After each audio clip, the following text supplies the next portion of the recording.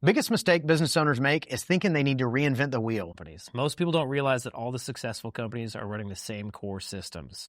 That's why we're hosting the Home Service Hoorah, September 7th, 8th, and 9th in beautiful Pensacola Beach, Florida. We're giving away the exact systems, playbooks, and operations we use to scale to multi-seven figures. You're learning from real business owners that have been there and done that. People who are in your exact position and scaled their business without losing everything. Tickets will sell out, so register now at homeservicehoorah.com. Again, that's homeservicehoorah.com. Running a home service business is hard. So how is it that some people make it look so easy? Well, we'll tell you. This is the Freedom Blueprint Podcast. It's always good to hear the wins that successful contractors have. But have you ever thought that the best advice would be to hear about the speed bumps they encountered, the mistakes they've made along the way? We're going to talk about the good, the bad, and the ugly. We want you to be successful and avoid the mistakes others have made. Let's get this party started. Welcome to the Freedom Blueprint Podcast. Now your host, Justin Deese. Welcome back to another episode of Freedom Blueprint Podcast. We're hanging out today with Michelle Myers from Pink Collars, and we're going to learn so much today from Michelle, and I'm pretty excited. Michelle, welcome to the show. Thank you so much. I'm so happy to be here, Justin. Yeah, we're excited to have you here. As we jump in, again, the name of your business is Pink Collars, and I feel like there's got to be a story behind the name. So tell us the story. There's got to be one. Of course there is. So in the work world, there's white collar, right? The folks that are in the office. There's blue collar, the folks that are out in the field. And back in the 30s and 40s, when women started entering the workforce, they called those ladies in the typing pool pink collars, denoting that they were primarily women that worked in those roles. And so we just made a play on words, pink collars, meaning call on the phone. So we changed the way it was spelled, and that's how Pink Collars was born. Okay, that is awesome. I gotta be honest with you, I didn't realize that they were called Pink Collars. They were. Yep. Very cool. So give us a little bit of a high-level overview of what Pink Collars does and how you guys help home service businesses. Absolutely. So we place fractional team members in your business remotely to answer phones and close calls, close bookings, and book jobs. And what we found is that unlike a lot of our competitors where you just get a call center, it's a group of nameless and faceless individuals that answer your phones, we really wanted to bring a more personal approach to the solution. And so really we take people from all over the country that have ServiceTitan experience primarily and have trades experience exclusively, and then we place them in your business remotely. We manage them, we train them, we support them, we hire them, we fire them, we guide them, which is often a big part of the friction with the contractor. So we take a lot of that out of the position and take all that onto our work. And it's just been a really cool solution for people that need either seasonal support or fractional support, or they're growing and they need to place an additional person in the call center. So it's been a really neat ride. So I'll say what sounds really good about that, having kind of a dedicated person, is we had it before where we've had call centers. Sure. We've had some good ones and we've had some, I'm going to call it maybe not great, Okay. not great ones. But we've had several where they've answered the phone with the wrong name. Yeah. So I feel like that would be a really good win by having someone dedicated to your business, because they're probably not going to answer with the wrong name. They're not. And so depending on the volume of your company, right, the size of calls or the amount of calls that come in, will decide how fractional that person's going to be. 99% of the time, it's the full 40 hours of the week, and then we take care of that company. And sometimes maybe one small one next to you, but it just sort of depends on your volume. And you and I decide that together based on the call volume. So when you think about call center, because it is, it's obviously getting more and more expensive and harder to find employees. Yeah. And I think that any kind of fractional things allows businesses to grow and scale up and down Yep. You mentioned seasonality, from the HVAC standpoint, you probably need 4 more call center people to get you through the summer. Well, you True. probably don't want to hire them, train them, go through all the things to then turn around and let them go. So Yeah. I'm guessing that's a lot of where you guys can help those HVAC businesses and those other seasonal businesses too, Absolutely. by being that support level. Yeah. And that's the truth. And that's what we found was the pain point in the market. And that's what we're meeting. Very cool. So let me ask you this. When I think about CSRs and I think about just call center in general, there's a difference between answering the phone and booking a call. Absolutely. And so obviously you're an expert in this space. What's your opinion of the difference? Yeah, the difference is psychology. And so a really good CSR almost has to have a little bit of psychology, and they have to meet the customer where they are. A script is fantastic, but it's only a starting point. You can't be robotic, right? So you have to be able to pivot when the customer moves in a specific direction or the homeowner, and you have to be able to meet their need. What I tell my team is your number one goal is to get that technician to the door, whatever it takes to get that technician to the door. You don't have to answer or diagnose anything. You don't have to solve all of the problems on the call. You have to be empathetic, a great listener, take incredible notes so that technician is locked and loaded when they arrive. But your whole goal is to get that technician to the door. And so once we embed that in our team, that's really the measure of success is that close rate. That's what's really the differentiator. And what I love about a lot of the software tools that we work on, ServiceTitan specifically, is that they record all the calls. They're classifying all the calls now with AI and helping you be able to determine if it's a true lead or somebody just calling to pay their bill. And that really keeps everybody above board because it's really identifying what type of call is coming in. And that really helps everybody because there's nothing worse than having a bunch of, bill pay calls or, cancellation calls or changing of the schedule calls hit that close rate number. And so understanding what is a true lead from the very get-go is very important to be able to measure the success of your team. Yeah. And it sounds like that's part of what you guys are going to help is kind of that coaching, training, monitoring, managing that process as well, right? Absolutely. Absolutely.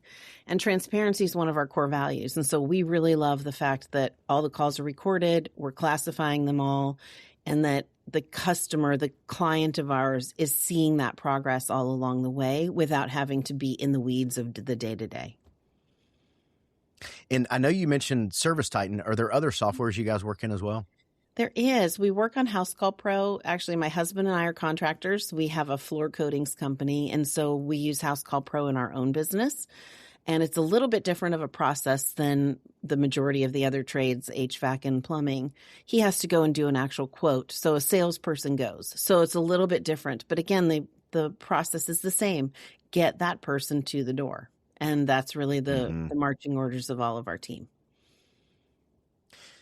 So when I think about booking rate, you get in the forums on all the socials and you hear some crazy numbers and people are like, oh, we book like 187% of the calls that come in. And you're like, well, that math doesn't math. But what do you think most home service businesses booking rate is compared to what it actually, like, what do they think it is versus typically what you see when you first start working with somebody?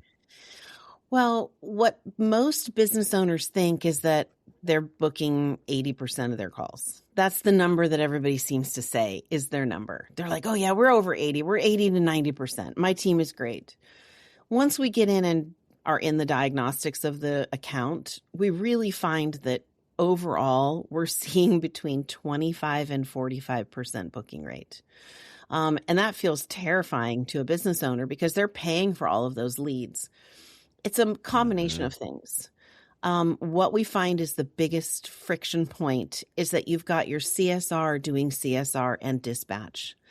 So you and I go to restaurants all the time, right? Go to a restaurant, you sit down, and your waiter comes up and gives you your menu, gives you your water, talks to you about the specials, runs you through the what's going to happen for your meal. And then you'll see these other folks that kind of run around and they clean things up, busboys, right? They're just kind of they just kind of walk around and they're just cleaning and picking up things. Not a lot more of interaction with you, but their job is equally as important. What you don't see is that the poor busboys are the ones that go back in the kitchen and they get plates thrown at them. They have dirty dishes. The dishwasher's backed up. They need things from the back of house. And so what I like in that too is the CSR is a lot like a waiter. They're empathetic. They're going to guide that experience and they're going to get that booked call. A dispatcher is really the one that's dealing with the heartache of the business, the guys, the trucks, the breakdowns, the complaints, the customers, the schedule, all of that. And so what I find is when a business owner tries to put one person in both of those seats, they often fail. And so you really have to have an empathetic, kind, front of house, closing, let's get you to the door, let's solve your problem person on your phones. And you really need a little bit more rough and tumble individual in dispatch. And that's just true. They need to be a little more sales oriented, a little bit thicker skin, be able to take the feedback from the field that may not be great and hear the complaints from the guys and push the guys to be taking that one more call for the day. And so we often tell people, if you've got one person trying to do both of those things, you're often going to fail. I think that's a amazing analogy and so accurate and so dead on because, I mean, you're right. I mean, the personality types are just so different. They are. And your dispatcher has to be kind, but assertive, firm, and willing to tell a technician, like, too bad, go run the call. With love. With love, exactly. And that back of house, nobody wants to see how the sausage is made, right? Well, the technicians and the dispatcher know how the sausage is made in your business. Mm-hmm. And so you really need to protect your CSR from that so that they think it's all sunshine and ponies and roses and everything's going to be great because they need to deliver that experience to your customer. If they know that things are falling apart or they know that somebody's truck is broken down on the side of the road or they feel that drag, they will give that to your customers. They will send that, they will telegraph that to the calls that they take. And so having them in both of those experiences is it's unfair to everyone. And so the faster you can recognize that, the faster you'll succeed. And what I tell business owners that come to hire us, I say, let us be the rainbows and ponies. Let us not know anything about how the sausage is made. Take that individual that has proven themselves in your business, that lives in your community, that you know and trust, and the guys know and trust. Move that person to dispatch. Give them their new process, which is basically book the you-know-what out of this calendar, and let us just take all of that inbound and let them just have calls arrive on the board, and they just run the board all day. Mm-hmm. It just is so much easier for us to be at the front. And that's the scary thing for a business owner. They're like, but you're a stranger. Yeah, but honestly, we can deliver that good experience because we're not exposed to the other parts of the business. It actually does make sense when I talk them through it. They're like, okay, that does make sense because Susan in the office knows everything. And if I take her out, I'm sunk. But you could take some of this other stuff at the beginning and keep Susan protected and move her into more operations. So that's usually how we work. Yeah, I think that's such a good analogy on all of that. So let me ask you this. Obviously, AI is all over the place. It's all the things that all of us talk about right now. It is. And I don't think that's going away anytime soon. It's not. Tell us a little bit about, are you guys leveraging AI? Do you not leverage AI? Like, what does that look like in your business? Well, right now we leverage it in two different ways. We do a lot of internal AI quality assurance. So I've got, I built a Claude sort of a bot that scrubs all of the channels for just high-level communication points. It shouts out CSRs that are communicating well with their clients directly. It tells us room for improvement, and then it gives us a list for coaching every day. So I'm using that just to gauge the temperament of my team as they interact with those businesses. And I think that's been super helpful. It's funny because we haven't really found anything glaring, but those little tiny coaching points have been really helpful. Like, oh, you've asked that question twice already of your contact at that business. You need to document that because we shouldn't be asking it twice, right? So it's catching those little tiny things that can become bothersome when you're working with a vendor. That's the first place. And then secondarily, we're using AI in a really nuanced way. We do have AI agents that can answer the phone, and depending on your level of service in ServiceTitan, we can actually book and dispatch those calls. So it's really very good. It's very similar to a lot of the products out there.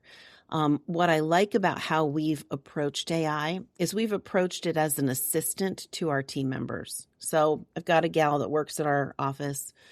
Her name's Stephanie. And so when she's on the line, it'll roll to AI, and the AI says, hey, thank you so much for calling Joe's Plumbing. Stephanie's currently on the line with another valued customer. Do you mind if we wait together? Customer always says, sure. About 2 seconds go by, and the AI says, while we're waiting for Stephanie, I feel like we could get a little bit of your details and make your call a little shorter when she arrives. Would that be okay? And again, we're asking the customer to come into the AI experience. We're not just flat out going straight to what's your name, what's your address, what's your email, right? And so we're inviting that customer to be there in that experience with us. They generally give all of the information. We do have drop-offs right there, and it says person, agent, person, customer service. You know, we have people yelling every once in a while, but it's not often. If they do wait, the last thing that we say is, hey, it looks like Stephanie's going to be on this call a little bit longer, but here's what we can do. Now that we have all your information, would it be okay if we texted you back or called you back? What would you prefer? They give an answer. 90% of the time it's text me because they're at their office, they're at their school, they're busy, and a text is so much easier. Then what happens is Stephanie gets that notification. We use a platform called Go High Level. We drop that message into Go High Level, and it automatically texts them and gets all of the things. And then they can generally book their own experience from there. It's really slick. And so I think that that's the way we're using AI, is just to support our team and to give the customer an understanding that they're not talking to a bot, but they're actually helping out the human that's on the other line. So one of the things that frustrates me about AI and people that use it in lieu of a human is they try to pretend as if it's a human. Yeah, don't pretend. And that's what that drives me crazy. I'm like, Yeah, don't do that. Like, what are you doing? People aren't stupid. Yeah, tell the truth. I say that. Now, I did have an experience a couple weeks ago where I was on the phone and this call was going so well. I was like, this is great. And finally, I was like, is this an AI bot? And the guy was like, yeah. I was like, holy cow. That was the best one I'd ever experienced. But it does frustrate me when people try to pretend as if that is a human. Like, don't insult somebody's intelligence. Yeah, true. Just say what it is. And that's good to hear you say that. Is you're like, hey, listen, I'm here to help you. The human is on hold, but I can make the experience faster. Let's get some information. Or you can just hang out if you don't want to talk to a robot. I think that's pretty cool. Yeah. So that's how we're approaching it. And we're finding that people are happy with that approach.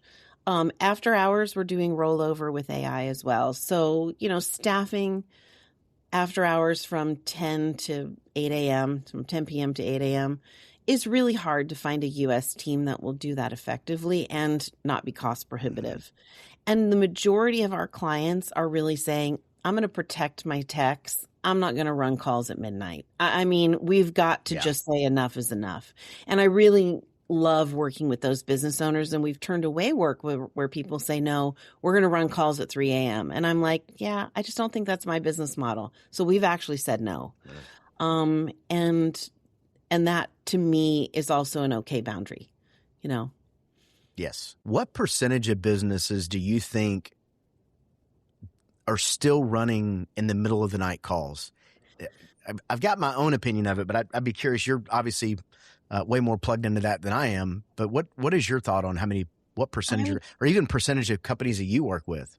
I would say it's less than 10%. It's very rare. It's not a lot of people doing it anymore because they've realized they are a necessary qualified contractor and they can make a little bit more of the rules. The customer's not driving the transaction as much anymore. They can say, yeah, we really want to take care of our guys and we don't mind running an after hours call until 10.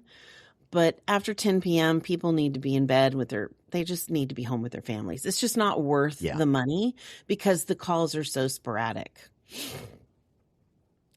So I was in a best practice meeting, I'll call it. And this has probably been 15, maybe 18 years ago. Yeah. And in the entire time we've owned plumbing and AC businesses, never have we ever run 24 hours. Because for me, I can't see how you can have someone run middle of the night calls, have a full board the next day, and expect them to perform. And I've always been one like, if I'm not going to go do it, I'm not going to ask somebody else to do it. I'm the same way. But so there was this topic that came up in this meeting, and I kind of pointed out and said, because it was about culture, and I was talking about our culture, and we had a good culture, and people tend to stick around, and we really leveraged the fact that we didn't run 24 hours. Man, I thought that room was going to take me outside and beat me. Yeah, I'm sure. They're like, you cannot run a plumbing company that's not 24/7. I'm like, yeah, we're doing it, and our team is happy, and we don't have a problem with recruiting because I'm taking people from the 24 hours. But now it's shifted, right? In such a short period of time, it's shifted so much to where now the majority of businesses don't. It seems to be a lot of the really big companies that do it, that maybe culture is not the most important thing to them, or really small, just getting started companies where the owner's doing it, but then they end up, they're kind of burning in at both ends, which is kind of stinks for them. Yeah. It's no way to live.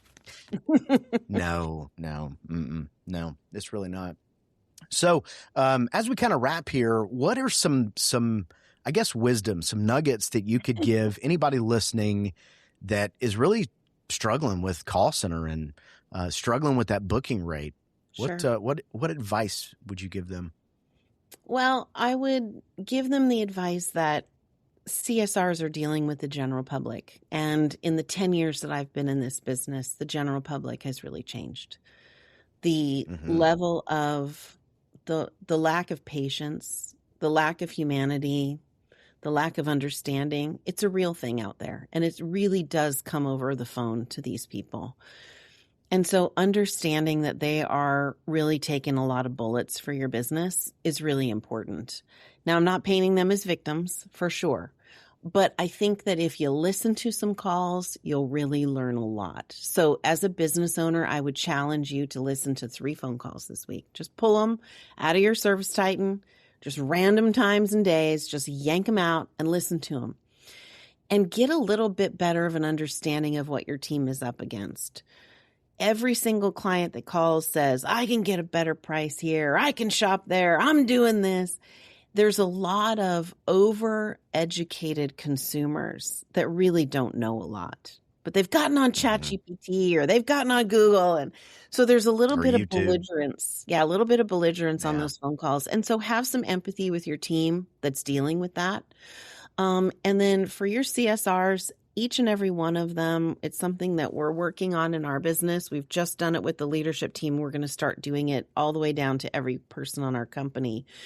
Schedule a clarity break for that person. Give them a paid day off once a month. Have them do a book report. Have them listen to a couple of podcasts.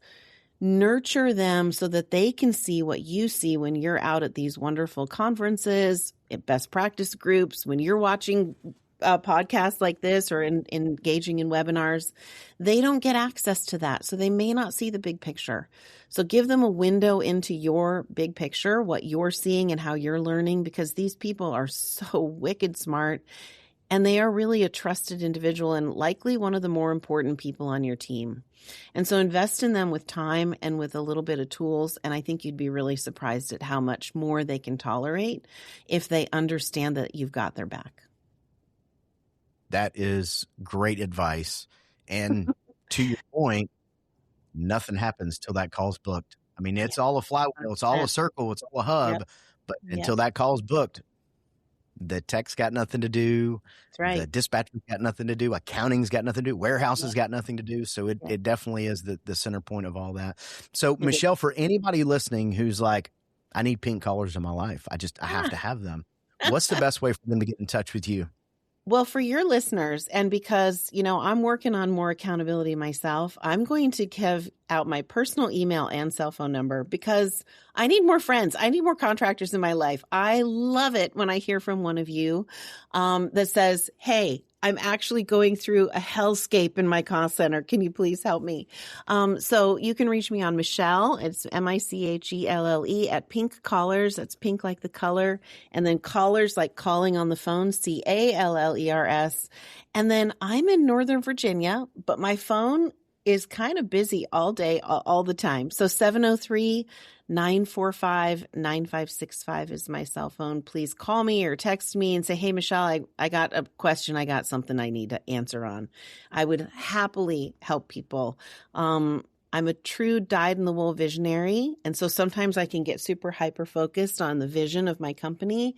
And I am trying to live a lot more in real life. So when I get to go to conferences and speak and all of that, I love the people. I want to grab the people and hold the people. So reach out to me and I will absolutely contact you back and we will chat it out and figure out how to solve your issues. All right. That's great. And I will say that you got her email and her cell number. So if you were struggling and you don't reach out, it is your fault. So make sure you reach out, get some information, find out how they can help you. Even if you're not sure if you're a good fit for them or not, reach out and find out. Just ask the question, hey, here's what my business looks like, and am I a good fit or not? But listen, Michelle, I appreciate you coming and hanging out with us today and giving us some really good information. And I am sure we will see you around the conference circuit here pretty soon. Sure will. I'll be out on the road soon, I'm sure. All right. Thank you. Thank you so much. You've been listening to the Freedom Blueprint Podcast. Information is useless if not applied. So take what you've learned and go and implement it. We hope you've enjoyed the show. If you did, make sure to like, rate, and review. We'll be back soon. But in the meantime, find us on social media at Freedom Blueprint for Home Services and hit the website at www.freedomblueprintpodcast.com. See you next time.